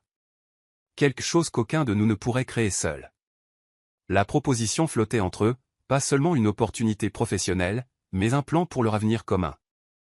Une façon de fusionner leur monde plutôt que d'exiger de l'un ou l'autre qu'il abandonne son essence. « Tu ferais ça ?» demanda Lena, cherchant son visage. « Investir dans mon travail communautaire, dans mon monde, au lieu de me demander de rejoindre le tien. Je ferais n'importe quoi pour construire une vie avec toi, répondit simplement Eric. Mais ce n'est pas un sacrifice, Lena. Ces derniers jours m'ont montré qu'il y a dans ce travail un épanouissement que je n'ai jamais trouvé dans les salles de conseil et les portefeuilles d'investissement. Avant que Lena ne puisse répondre, la voix de Mama Céleste les interrompit depuis le seuil. Si vous deux avez fini de décider de l'avenir de mon quartier, je vous suggère de venir manger avant que le gombo ne refroidisse. Ils se tournèrent pour trouver la vieille femme les observant avec un amusement à peine voilé. Depuis combien de temps es-tu là ? demanda Lena, méfiante. Assez longtemps, répondit énigmatiquement sa grand-mère. Monsieur Larson, je crois que vous avez enfin compris ce que signifie réellement aimer ma petite fille. Sur cette déclaration, elle disparut de nouveau dans la maison, les laissant seuls une fois de plus. A-t-elle raison ? demanda Lena, la vulnérabilité et l'espoir mêlés dans son expression. Comprends-tu ce que signifie m'aimer ? Eric songea au voyage qui les avait menés ici, de son lit de malade à Manhattan à un Porsche ravagé par l'ouragan à la Nouvelle-Orléans. D'étrangers jouant des rôles à des personnes qui avaient vu leur vrai visage. Cela signifie construire quelque chose de nouveau ensemble, répondit-il, sa main trouvant la sienne dans l'obscurité. Pas ton monde ou le mien, mais le nôtre. Alors que leurs lèvres se rencontraient dans un baiser qui tenait une promesse plutôt qu'un adieu, Eric sut avec une certitude absolue que l'ouragan Katrina avait beaucoup détruit, mais avait créé quelque chose d'encore plus précieux, les fondations d'un amour qui pourrait résister à n'importe quelle tempête, intérieure ou extérieure. Chapitre 10, l'union parfaite. 6 mois transformèrent Trem de manière à la fois visible et profonde. Là où l'ouragan Katrina avait laissé la destruction, le renouveau s'épanouissait maintenant. Au cœur de cette renaissance se trouvait le centre de guérison Larson Marie, dont les portes s'ouvraient officiellement aujourd'hui à la communauté qui avait adopté ses deux fondateurs. Eric se tenait sur le jardin du toit, contemplant ce qu'ils avaient créé. L'ancienne clinique communautaire avait été entièrement reconstruite et agrandie, mêlant l'architecture traditionnelle de la Nouvelle-Orléans à des installations médicales de pointe. Des herbes médicinales poussaient dans des parterres soigneusement entretenus, beaucoup transplantés du jardin de Mama Céleste, créant un espace qui honorait les traditions de guérison tout en embrassant la médecine moderne. Le tract d'avant l'ouverture. La voix de Léna vint de derrière lui alors qu'elle le rejoignait à la balustrade. La lumière du soleil matinal capta le simple diamant à sa main gauche, non pas la pierre ostentatoire que sa fortune aurait pu offrir, mais un bijou de famille qui avait appartenu à sa grand-mère, une femme qui lui avait montré le seul amour sincère de son enfance. Pas le trac, répondit Eric en la serrant contre lui. La fierté de ce que nous avons construit ensemble. Ces mois avaient apporté des changements qu'aucun d'eux n'aurait pu imaginer à Monaco. Eric avait restructuré ses activités commerciales, déléguant la gestion quotidienne pour se concentrer sur le centre de guérison et leur vie commune. Léna avait intégré les connaissances traditionnelles de sa grand-mère à son expertise d'infirmière, créant des protocoles de traitement qui attiraient déjà l'attention des revues médicales. Ta grand-mère semble apprécier son rôle de doyenne résidente, observa Eric avec un sourire. Mama Céleste avait sa propre salle de consultation dans le centre, où les patients pouvaient chercher sa sagesse aux côtés des traitements conventionnels. Elle est plus heureuse que je ne l'ai vue depuis des années, acquiesça Léna. Bien qu'elle prétende que tu as encore des progrès à faire dans l'identification des herbes. Leurs rires se mêlèrent dans l'air chaud du matin, facile et sincère, d'une manière qui reflétait l'évolution de leur relation, de patients et guérisseuses à partenaires égaux en toutes choses. Les mois passés n'avaient pas été sans défi. Les associés d'Eric avaient remis en question son changement de vie radical. Léna avait fait face au scepticisme de ses collègues médecins, tant sur ses méthodes non conventionnelles que sur sa relation avec le riche investisseur qui les finançait. Pourtant, ensemble, ils avaient surmonté chaque tempête, leur lien se renforçant à chaque défi surmonté. Nous devrions descendre, dit Léna en regardant sa montre. L'inauguration est dans 20 minutes. La moitié du quartier est déjà rassemblée. Eric la retint doucement, son expression devenant sérieuse. Avant que nous descendions, je dois te demander quelque chose. Léna haussa un sourcil, curieuse. Nous sommes déjà fiancés, Eric. Que pourrais-tu bien avoir de plus à demander? Au lieu de répondre immédiatement, Eric la conduisit vers une section du jardin qu'ils avaient dédiée aux plantes de la mémoire, des herbes censées préserver et honorer les souvenirs. Au centre se trouvait un petit banc de pierre gravé des mots de la grand-mère de Léna, la vraie guérison commence par le cœur. Tu te souviens de ce que tu m'as dit à la clinique pendant l'ouragan? Demanda Eric, prenant ses deux mains dans les siennes. À propos des vrais guérisseurs qui se reconnaissent à travers le temps et les circonstances? Léna hocha la tête, ses yeux s'adoucissant au souvenir. J'y ai pensé, continua Eric. Au fait extraordinaire que de tous les spécialistes que mon personnel aurait pu trouver, il m'est amené toi. Comment, contre toute attente et tout bon sens, nous avons trouvé non seulement la guérison mais un foyer l'un en l'autre. De sa poche, Eric sortit une simple alliance de platine, entrelacée d'or, conçue pour s'asseoir à côté de sa bague de fiançailles. Nous avons parlé d'un mariage au printemps prochain, mais je ne veux pas attendre. Épouse-moi aujourd'hui, Léna. Ici, dans ce lieu que nous avons construit ensemble, entouré par la communauté qui est devenue notre famille. Les yeux de Léna s'écarquillèrent de surprise. Aujourd'hui? Mais il n'y a pas de préparatifs, pas de. Il y a tout ce qui compte, l'interrompit doucement Eric. Ta grand-mère m'a peut-être aidé à planifier ça. Le directeur du centre communautaire est officiant. Ton quatuor de jazz préféré est déjà réservé pour la réception d'ouverture. Des larmes montèrent aux yeux de Léna, non pas de tristesse mais d'une joie écrasante. Tu as planifié tout ça à mon insu? Considérez ça comme mon dernier acte d'indépendance, avant une vie de partenariat, sourit Eric, son pouce essuyant une larme sur sa joue. Qu'en dis-tu, Léna Marie? Veux-tu devenir ma femme aujourd'hui? Pas dans une cérémonie élaborée dans des mois, mais ici, maintenant, dans le lieu qui représente tout ce que nous sommes ensemble. La réponse de Léna ne vint pas en mots mais en action, se hissant sur la pointe des pieds pour presser ses lèvres contre les siennes, dans un baiser qui contenait toute la passion de leur première rencontre à Santorin et Venise, mais tempéré par la connexion plus profonde qu'ils avaient forgée à la Nouvelle-Orléans. Quand ils se séparèrent, son sourire rivalisait avec le soleil du matin en éclats. Oui, chuchota TL contre ses lèvres. Aujourd'hui, maintenant, pour toujours. La cérémonie d'inauguration se transforma sans heurts en un mariage que personne parmi les participants n'oublierait jamais. Alors que les enfants du quartier répandaient des pétales de fleurs, Léna s'avança vers Éric au bras de Mama Céleste, ne portant pas une robe de mariée formelle mais une simple robe en lin ivoire, ses cheveux naturels ornés de petites fleurs blanches du jardin du toit. Éric attendait sous une arche entrelacée d'herbes médicinales, ses yeux ne la quittant jamais alors qu'elle approchait. La communauté rassemblée patients, voisins, personnel et quelques amis choisis de l'ancienne vie d'Éric formaient un cercle de soutien autour d'eux. Nous nous réunissons aujourd'hui non seulement pour ouvrir des portes, mais pour célébrer une union, commença l'officiant. L'union de deux personnes qui se sont trouvées à travers des mondes différents et ont reconnu l'une en l'autre quelque chose d'essentiel et de vrai. Leur vœu était simple mais profond, reconnaissant le voyage extraordinaire qui les avait réunis et promettant de continuer à se guérir l'un l'autre et le monde qui les entoure. Quand Éric glissa l'alliance entrelacée au doigt de Léna à côté de sa bague de fiançailles, ses mains étaient stables mais ses yeux trahissaient la profondeur de son émotion.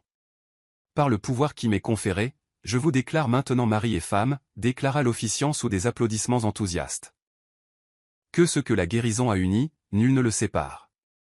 Leur baiser en tant que jeunes mariés c'est là plus qu'une cérémonie de mariage, il représentait l'union parfaite des forces, le mélange de mondes autrefois considérés comme incompatibles, la guérison des blessures que tous deux avaient portées trop longtemps seuls. La célébration se poursuivit tout l'après-midi, se déversant du centre dans les rues environnantes dans le plus pur style de la Nouvelle-Orléans. La musique, la nourriture et les rires créèrent la toile de fond parfaite pour ce nouveau chapitre de leur vie. Alors que le soir approchait, Éric et Léna s'éclipsèrent des festivités, se dirigeant vers la cour privée derrière la maison de Mama Céleste, l'endroit où leur voyage à la Nouvelle-Orléans avait commencé. « Heureuse ?» demanda Éric, serrant sa nouvelle épouse contre lui dans l'intimité du crépuscule naissant. « Au-delà des mots » répondit Léna, sa tête reposant naturellement contre son épaule. « Si quelqu'un m'avait dit, quand je suis entré pour la première fois dans ta chambre à Manhattan, que nous finirions ici. Tu ne l'aurais pas cru, termina Éric pour elle. Moi non plus. Mais quelque chose en moi t'a reconnu, même à ce moment-là. Je pense qu'une partie de moi savait que tu étais ce qui me manquait. L'aveu ne contenait plus aucune vulnérabilité, seulement de la certitude et de la gratitude. Ils avaient tous deux parcouru un si long chemin depuis cette première rencontre. Éric n'était plus l'homme brisé se cachant de la vie, Léna n'était plus la guérisseuse ayant peur d'avoir elle-même besoin de guérison. « J'ai quelque chose pour toi », dit Éric, sortant un petit paquet de sa poche. Un cadeau de mariage. Léna le déballa soigneusement pour révéler une boussole antique, son cadran magnifiquement conservé malgré son âge évident. « C'est magnifique, dit-elle en examinant le travail détaillé. Mais je ne comprends pas, ouvre-la, l'encouragea Éric. Quand elle le fit, elle trouva une inscription à l'intérieur du couvercle, fraîchement gravée dans une écriture élégante, de patient à guérisseuse, de partenaire à amour. Notre voyage à travers les mondes, pour trouver un foyer l'un en l'autre. L'émotion monta dans les yeux de Léna alors qu'elle traçait les mots du bout de son doigt. C'est parfait. Je voulais te donner quelque chose qui représentait notre voyage, expliqua Éric. Comment nous avons navigué en territoire inconnu ensemble et trouvé notre vraie direction l'un en l'autre. Alors que le crépuscule s'épaississait autour d'eux, leurs lèvres se rencontrèrent dans un baiser qui ne retenait rien, aucune réserve, aucune incertitude, juste la pure connexion de deux personnes qui avaient trouvé l'une en l'autre exactement ce dont elles avaient besoin mais qu'elles ne savaient pas qu'elles cherchaient. Plus tard cette nuit-là, alors qu'ils gisaient enlacés dans la chambre de l'appartement du quartier français qu'ils partageaient désormais, Léna se redressa sur un coude pour étudier le visage de son mari au clair de lune qui filtrait par les hautes fenêtres. « Quoi ?» demanda Éric, captant son expression pensive. « Je pensais juste à ce contrat que nous avons fait quand nous nous sommes rencontrés, » dit Léna avec un sourire. « Moi prétendant être ta femme pour fournir des services de guérison. » Éric rit doucement au souvenir. La vie a une étrange façon de transformer la fiction en vérité. Pas étrange, corrigea Léna, son doigt traçant le contour de sa mâchoire. Parfaite. Comme si toute ta maladie, mes méthodes, même l'ouragan Katrina nous guidait exactement là où nous devions être. Alors qu'Éric l'attirait vers lui pour un autre baiser, leur corps se fondant avec la familiarité parfaite d'âmes qui avaient trouvé leur moitié manquante, aucun d'eux n'aurait pu exprimer plus parfaitement la vérité brûlant dans leur cœur, qu'en se trouvant, à travers des fossés impossibles, ils avaient chacun découvert leur vrai moi, et qu'en guérissant les blessures les plus profondes de l'autre, ils avaient forgé quelque chose de transcendant et d'incassablement puissant. L'union parfaite de flammes jumelles qui reconnaissaient l'une en l'autre non seulement la passion ou le but, mais le sanctuaire sacré de l'amour inconditionnel que tous deux avaient cherché toute leur vie.